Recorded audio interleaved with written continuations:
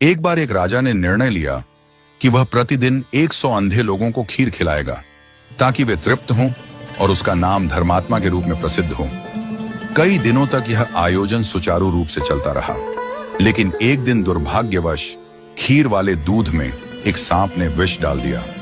परिणाम स्वरूप खीर खाने से सभी 100 अंधे लोग मर गए। इस भयानक घटना से राजा अत्यंत दुखी हो गया। उसे लगने लगा कि 100 निर्दोष लोगों की मृत्यु का पाप अब उसके सिर पर है। पाप से मुक्ति की तलाश में उसने अपना राज्य छोड़कर जंगल में जाकर तपस्या करने का निर्णय लिया। जंगल की ओर बढ़ते हुए राजा एक छोटे से गांव में पहुंचा। वहां उसने चौपाल पर बैठे लोगों से पूछा, क्या इस गांव में कोई भक्त परिवार है जहां मैं एक रात के लिए ठहर सकता हूं? चौपाल पर बैठे लोगों ने बताया, यहाँ एक भाई बहन रहते हैं जो गहरे भक्ति भाव में लीन रहते हैं, आप उनके घर ठहर सकते हैं। राजा उस भाई बहन के घर गया और वे दोनों उसे बड़े आदर से अपने घर ले गए। अगली सुबह जब राजा उठा तो देखा कि लड़की ध्यान में लीन थी। सामान्यतः वह सूरज उगने से पहले ही ध्यान समाप्त कर लिया करती थी, लेकिन इस बार वह काफी देर तक ध्यान मग्न रही। जब लड़की ध्यान से उठी तो उसके भाई ने कहा, बहन, आज तू इतनी देर तक ध्यान में क्यों रही? हमारे घर एक मेहमान आया है, उसे जल्दी जाना है, तुम्हें ध्यान से जल्दी उठ जाना चाहिए था। लड़की ने जवाब दिया, भैया, ऊपर धर्मराज एक उलझन में थे, उन्हें एक कठिन फैसला लेना था, इसलिए मैं देर तक ध्यान में रुकी रही ताकि वह निर्णय सुन सकूं। भाई ने जिज्ञासा पूर्वक पूछा, ऐसा क्या मामला था?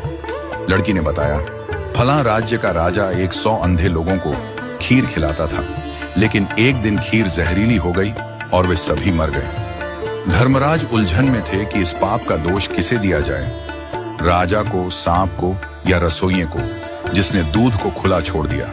राजा जो यह सब सुन रहा था उत्सुक हो उठा। यह मामला तो सीधे उससे जुड़ा हुआ था। उसने लड़की से पूछा, तो क्या फैसला हुआ? लड़की ने कहा, अब तक कोई फैसला नहीं हो पाया था। राजा ने अनुरोध किया, क्या मैं एक और रात यहां रुक सकता हूं? भाई बहन ने सहर्ष अनुमति दे दी।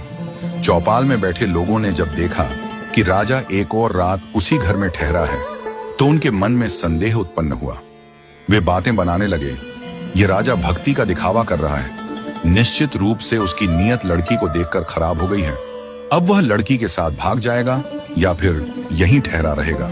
अगली सुबह लड़की फिर से ध्यान में बैठी और इस बार समय पर उठ गई। राजा ने तत्परता से पूछा, अब बताओ, अंधे व्यक्तियों की हत्या का पाप किसे लगा? लड़की ने मुस्कुराते हुए उत्तर दिया, वह पाप तो हमारे गांव की चौपाल में बैठे लोग बांट कर ले गए। राजा चौंक गया। लड़की ने समझाया,